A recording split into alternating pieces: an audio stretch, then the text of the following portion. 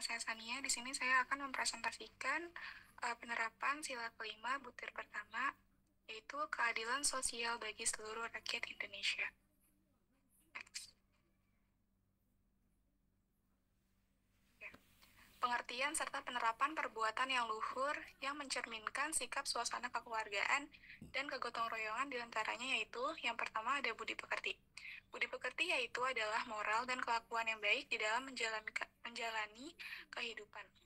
Budi pekerti adalah induk dari segala etika, tata krama, tata susila, perilaku-perilaku lainnya. Akan tercipta karakter bangsa yang menjunjung tinggi dan nilai-nilai norma-norma bangsa apabila budi pekerti yang baik. Next. Di sini ada contohnya. Yang pertama itu menghargai dan menghormati orang yang lebih dewasa. Yang kedua, membiasakan sikap 5S, yaitu senyum, salam, sapa, sopan, dan santun. Yang ketiga, tidak boleh memiliki sifat negatif, yaitu iri, dengki, sombong, pamer, ria, tak acuh, atau cuek. Yang keempat itu, hidup saling membantu, menolong orang yang kesusahan. Yang kelima, menjalankan kewajiban dan hak tanpa ada mengganggu kewajiban dan hak orang lain. Yang keenam, bersikap adil, bijaksana, dan bertanggung jawab. Next. Yang kedua, berjiwa nasionalisme. Contohnya yaitu yang pertama, menjaga ketertiban masyarakat dengan mematuhi aturan yang berlaku. Yang kedua, mematuhi dan menaati hukum negara. Yang ketiga, melestarikan budaya Indonesia. Yang keempat, menggunakan produk dalam negeri. Yang kelima, menjunjung tinggi nilai-nilai persatuan dan kesatuan bangsa. Yang keenam, ikut serta dalam upaya pembelaan negara. Next. Lalu yang ketiga itu ada cinta tanah air.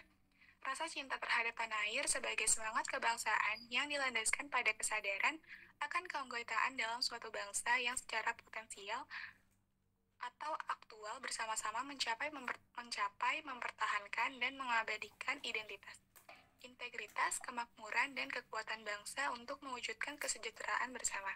Tidak hanya untuk membela bangsa dari ancaman dalam negeri semata, namun juga dari luar negeri. Nah, contohnya itu yang pertama, bertakwa dan berbuat baik kepada Tuhan. Yang kedua, berbuat baik kepada orang lain. Yang ketiga, bangga sebagai bangsa Indonesia. Yang keempat, menjaga nama baik bangsa Indonesia. Yang kelima, menggunakan hak pilih dalam pemilu. Yang keenam, menjunjung tinggi hukum dan pemerintah. Yang ketujuh, memberikan aspirasi yang membangun bangsa. Yang kedelapan, menjaga fasilitas umum. Nah, yang terakhir, upaya-upaya untuk mengembangkan perbuatan yang luhur yang mencerminkan suasana kekeluargaan dan gotong royong, yaitu dengan menanamkan budi pekerti kepada masyarakat, khususnya kepada para pemuda, menerapkan rasa nasionalisme, dan menunjukkan kecintaan terhadap tanah air. Dan di dalam pengaruh globalisasi harus menyelektif secara afektif. Sekian presentasi dari saya, kurang lebihnya mohon maaf. Wassalamualaikum warahmatullahi wabarakatuh.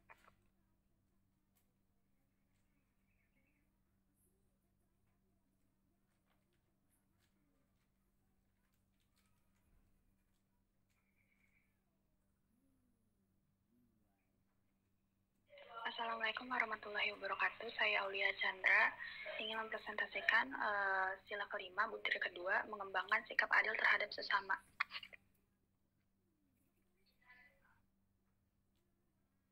Contoh perilaku di rumah. Pertama itu ada memberikan uang saku kepada anak sesuai dengan kebutuhan. Salah satu contoh sikap adil di rumah yakni dengan memberikan uang jajan kepada anak sesuai kebutuhan. Misalkan pada anak yang satu orang sekolah di SD dan satu lagi sekolah di SMA. Maka sudah pasti kebutuhan jajan mereka berbeda karena tingkatan sekolah dan usia yang berbeda. Jadi anak yang masih SD misalnya diberikan uang jajan Rp5.000 dan yang SMA Rp10.000. Lantas kenapa uang jajan yang diberikan berbeda antara siswa SD dan siswa SMA? Apakah hal tersebut adil? Adil bukan berarti harus sama banyak atau jumlahnya. Adil adalah sesuai dengan kebutuhan. Kedua, tidak membeda-bedakan anggota keluarga. Selanjutnya, contoh sikap adil di rumah adalah dengan tidak membeda-bedakan anggota keluarga. Misalnya ada anak yang bodoh dan ada anak yang pintar, namun tetap harus dicintai dan tidak dibeda-bedakan satu sama lain.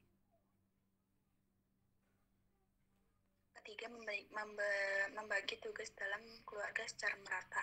Dalam keluarga biasanya banyak pekerjaan yang harus dilakukan. Jadi salah satu bentuk sikap adil dalam rumah adalah dengan membagi pekerjaan rumah secara merata. Jangan ada yang diberikan pekerjaan yang banyak sedangkan yang lain tidak mendapatkan tugas untuk dikerjakan. Contohnya ini ada cerita keluargaku memegang prinsip adil di dalam maupun di luar rumah. Ayahku selalu berkata bahwa adil adalah hak setiap orang, sehingga ayah dan ibu tidak akan pilih kasih karena aku lebih tua dan lebih besar dari adikku. Aku dan adikku diperlakukan adil. Contoh dalam kegiatan sehari-hari adalah pemberian tugas rumah. Karena aku lebih kuat dari adikku, aku mendapatkan tugas seperti mencuci baju dan mengepel. Sedangkan tugas adikku lebih ringan karena dia masih berumur 7 tahun. Adik diberi tugas seperti mengelap meja makan dan menyapu. Dengan melakukan sikap adil keluarga kami sangat nyaman, sikap adil ini masih akan kami lakukan setiap hari. Contoh perilaku adil di sekolah. Ada cerita, hari itu hari Senin, dari jauh terlihat ada seorang anak SD yang berangkat ke sekolah dengan mengendarai sepeda. Jarak dari rumahnya ke sekolah tidak jauh, kira-kira 400 meter. Namanya Fajar. Saat ini ia sedang duduk di kelas 7B dan menjabat sebagai ketua kelas. Sebagai seorang pemimpin, Fajar menakodai 30 orang siswa dengan beragam suku, ras, budaya, dan agama. Walau begitu, dirinya mempunyai pendirian yang teguh dan berusaha untuk bersikap adil. Fajar, kabarnya minggu depan kita mau mendekorasi kelas ya. Kapan rapatnya? Tanya seorang siswa kepada ketua kelas. Namun sepulang sekolah kita rapat sebentar. Tidak lama kok, paling 20 menit. Nanti kita bahas semua, ucap Fajar. Ketika bel pulang sekolah tiba, kelas 7B langsung menggelar rapat untuk menentukan jumlah iuran dan dekorasi ruang. 20 menit waktu berlalu, akhirnya rapat usai. Hasil diskusi yaitu tiap siswa mulai mengumpulkan iuran sebesar Rp15.000 yang diserahkan kepada bendahara kelas. Semua siswa telah setuju dan diberikan waktu selama 5 hari untuk membayar iuran. Namun, menjelang pulang, tiba-tiba bendahara dan wakil ketua kelas mendatangi Fajar untuk bernegosiasi. Fajar, tunggu sebentar, kami mau bicara, ucap bendahara kelas. Lo ada apa? Kan rapat sudah kelar. Jawab Fajar. Begini, kita kan punya jabatan kelas 7B, bagaimana kalau penjabat ini seperti ketua kelas, wakil ketua kelas, sekretaris, dan bendahara tidak usah membayar iuran? Kita kan pasti jadi pihak yang sibuk nantinya. Tidak perlu teman-teman, itu namanya tidak adil. Kita kan sudah rapat dan sudah bertukar logik. Kalau begitu ceritanya, sama saja kalian nanti korupsi. Hal tersebut sungguh tidak baik bagi kelas kita. Bendahara dan wakil ketua kelas yang tadinya bermuka merona sekarang malah menjadi pucat. Dengan kening mengernyit. Mereka tak puas dengan jawaban Fajar tapi merasa takut untuk menyanggahnya. 5 hari berlalu, sejak hari itu setelah memeriksa data iuran ke bendahara, ternyata semua siswa sudah membayar dengan lunas. Sesuai rencana, 2 hari kemudian kelas 7B langsung mengadakan kegiatan dekorasi kelas selepas sekolah. Kegiatannya dimulai dengan membersihkan dinding kelas, memajang gorden, memasang wall stiker, hingga membuat denah dan struktur organisasi kelas dilengkapi dengan foto. Selanjutnya,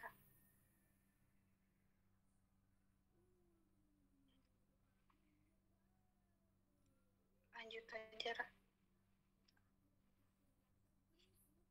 Rasanya semakin enak karena berpadu dengan kelompok siswa kelas.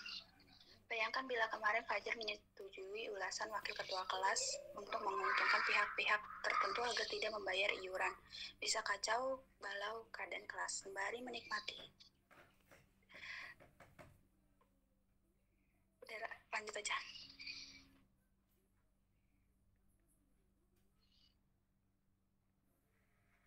Kedua, guru tidak belas kasih terhadap siswanya. Salah satu contoh perilaku yang bisa dilakukan oleh seorang guru di sekolah adalah dengan memperlakukan adil siswanya dan tidak pilih kasih.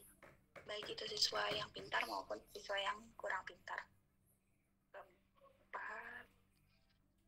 Selanjutnya gantian melaksanakan tugas piket harian. Di sekolah biasanya dilakukan piket setiap hari agar keadilan didapatkan oleh siswa. Maka petugas piket harus dilakukan secara bergilir, bukan siswa-siswa tertentu saja yang ditunjuk untuk melaksanakan piket harian.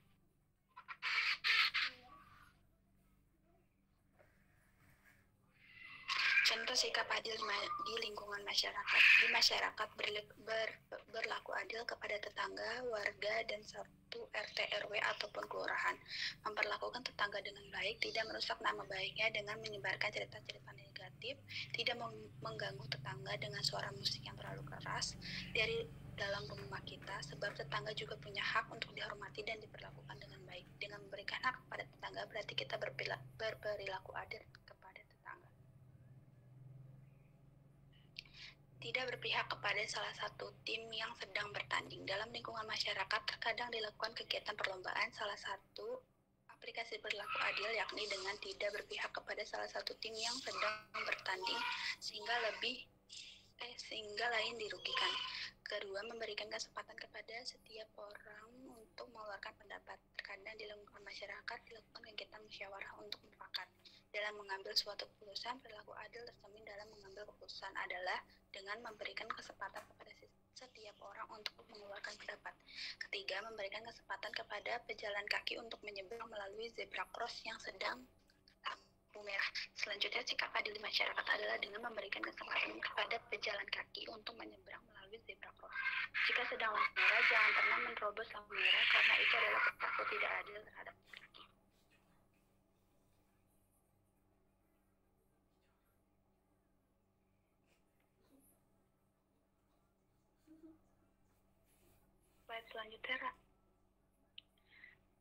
Selanjutnya memberikan bantuan kepada rakyat miskin yang memang membutuhkan bantuan. Salah satu bentuk sikap adil di masyarakat adalah dengan memberikan bantuan kepada rakyat yang memang membutuhkan, karena saat ini sebagian bantuan-bantuan dari pemerintah justru tidak tepat sasaran.